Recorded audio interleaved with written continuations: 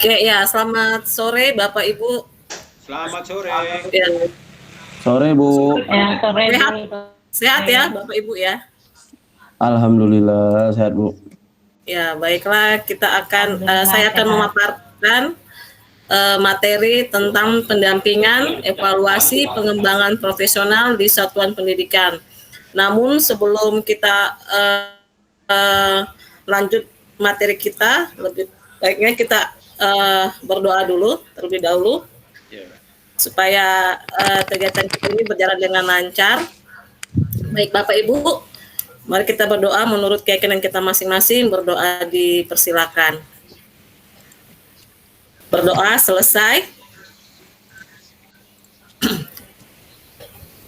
Di sini saya akan memaparkan mengenai pendampingan, evaluasi, pengembangan profesional di satuan pendidikan. Ya, di dalam pendampingan, evaluasi, pengembangan profesional di satuan pendidikan ini, biasanya kita sering bertanya di dalam benak kita, apa sih tujuan pendampingan, evaluasi, dan pengembangan profesional? Dan bagaimana siklus pembinaan dan evaluasi tersebut? Baik, kita akan membahasnya dalam materi berikut ini.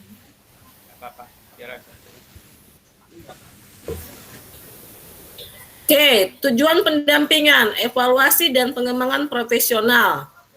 Pendampingan, evaluasi, dan pengembangan profesional dilakukan secara internal oleh satuan pendidikan. Berarti berpusat kepada warga sekolah tersebut ya Bapak Ibu ya.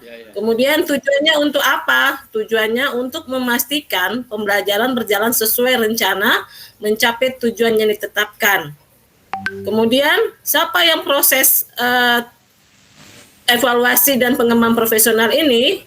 Proses ini dikelola oleh para pemimpin satuan pendidikan dan atau guru yang dianggap sudah mampu untuk melakukan peran ini. Kemudian bagaimana cara melakukannya?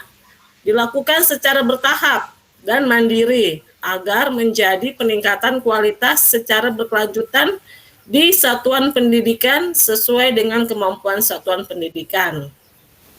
Kemudian, penekanan bentuk pendampingan dan pengembangan profesional. Pendampingan dan pengembangan profesional ditekankan pada prinsip reflektif dan pengembangan diri bagi guru, serta menggunakan alat penilaian yang jelas dan terukur. Proses pendampingan ini dirancang sesuai kebutuhan dan dilakukan oleh pemimpin satuan pendidikan berdasarkan hasil pengamatan atau evaluasi. Nah, beberapa contoh mencapai tujuan dengan menggali pemikiran-pemikiran seseorang terhadap suatu masalah. Kemudian mentoring, itu adalah proses pendampingan dengan berbagai pengalaman atau pengetahuan untuk mengatasi suatu kendala. Kemudian pelatihan, proses pendampingan dengan menguatkan pengetahuan dan keterampilan yang berkaitan dengan kinerja dengan narasumber internal atau eksternal, menyesuaikan dengan kemampuan satuan pendidikan. Kemudian prinsipnya, apa prinsip pendampingan dan pengembangan profesional? Yang pertama, pendampingan dan pengembangan profesional sebagai aktivitas yang dilakukan berdasarkan hasil kegiatan evaluasi. Kemudian menetapkan ruang lingkup pendampingan dan pengembangan profesional. Menentukan area yang perlu diperbaiki, apakah dari perencanaan program atau pelaksanaan program. Kemudian yang ketiga, pendampingan dan pengembangan profesional itu dilakukan secara terencana dan strategis untuk mencapai suatu tujuan dalam jangka waktu tertentu dan orang yang tepat untuk melakukan aktivitas pembinaan tersebut. Kemudian yang keempat, prinsipnya itu adalah pendampingan dan pengembangan profesional adalah sebuah proses kolaboratif dalam satuan pendidikan antara orang yang melakukan pendampingan dan guru demi tercapainya tujuan bersama. Lanjut ya Bapak. Ya, lanjut. Oke ya, prinsip evaluasi pembelajaran itu menetapkan tujuan evaluasi yang dilakukan. Kemudian prinsip yang kedua menetapkan data informasi yang ingin didapatkan dalam kegiatan peninjauan. Yang ketiga, menentukan bentuk asesmen yang akan dilakukan untuk mendapatkan data atau informasi yang diinginkan. Yang keempat, merancang aktivitas evaluasi yang bersifat reflektif dan dapat dijadikan pengembangan bagi guru dan pelaksana program. Yang kelima, prinsip yang kelima itu adalah menggunakan alat penilaian pencapaian yang jelas dan terukur. Ya Allah, uangnya kan tadi. Evaluasi kurikulum operasional di satuan pendidikan. Nah, di sini kita bisa melakukan evaluasi dengan cara mengumpulkan data dengan beberapa pertanyaan. Mengapa kurikulum operasional perlu direfleksikan dan ditinjau ulang? Kemudian apa yang perlu ditinjau kembali? Kemudian bagaimana cara melakukannya? Kemudian siapa yang terlibat dalam evaluasi kurikulum operasional di satuan pendidikan?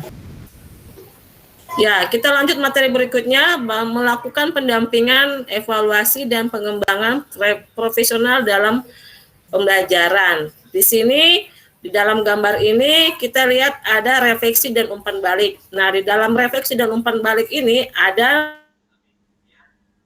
perencanaan, pelaksanaan, dan evaluasi. Ya, evaluasi kurikulum operasional di satuan. Kapan evaluasi kurikulum operasional di satuan pendidikan dilakukan? Itu bisa dilakukan per hari, per unit belajar, per semester, dan per tahun. Kemudian apa saja sumbernya? Itu kita bisa menggunakan data asesmen. Berikutnya bisa menggunakan artefak peserta didik. Itu ada portofolio peserta didik, pameran karya, pertunjukan, dan sebagainya. Kemudian proses refleksi guru. Kemudian beberapa contoh cara mengumpulkan informasi bisa melalui belajar mandiri, fokus grup, e-question dan dialog data per level ajar, kemudian kuesioner peserta didik, dan kuesioner orang tua. Kemudian strategis evaluasi kurikulum operasional di satuan pendidikan. Strategis yang pertama adalah mengadakan pertemuan dengan orang tua, warga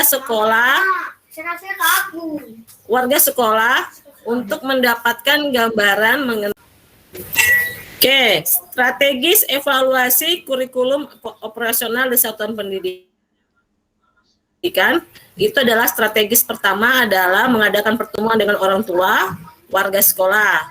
Kemudian arahkan diskusi pada pembahasan mengenai lingkup evaluasi kurikulum.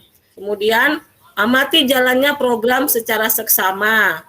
Kemudian pahami tujuan program dan kekhawatiran yang dimiliki pihak-pihak yang terlibat mengenai program dan evaluasi.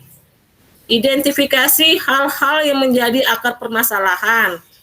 Kemudian strategi berikutnya, tentukan cara untuk mencari data melalui observasi atau penilaian. Kemudian jalankan prosedur pencarian dan pengumpulan data.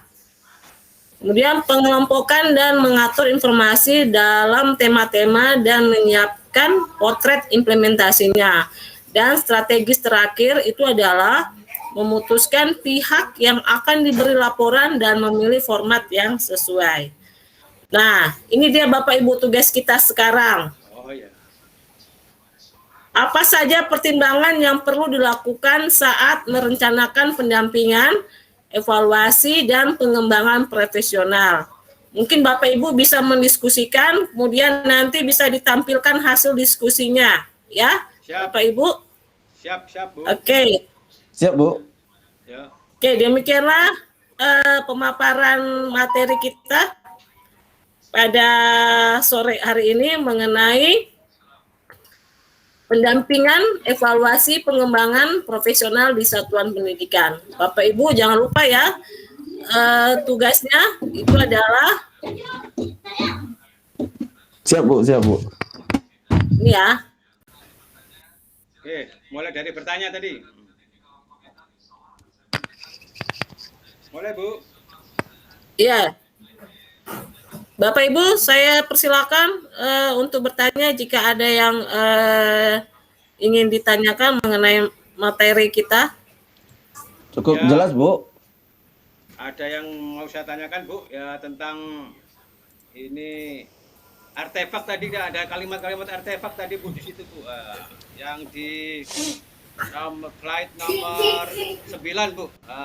Slide nomor 9 coba slide buku lain. Nah, itu 9 ya ini. Artefak Pak ya? Iya. Ya, ini sudah dijelaskan pada slide yang ke-8 ini Bapak ya. Artefak di sini itu adalah portofolio peserta didik. Mungkin bisa termasuk dalam tugas-tugas yang pernah mereka kumpulkan, yang mereka pernah lakukan, seperti itu Bapak. Oh iya Bu, ya betul. Oh, jadi artefak yang dimaksud itu adalah portofolio, Bu ya, bukti. Portofolio, iya.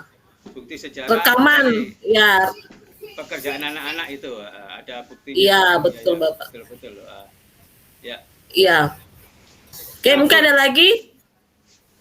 Ya, kalau misalnya tidak ada, Bapak Ibu, saya akhiri dan selamat sore.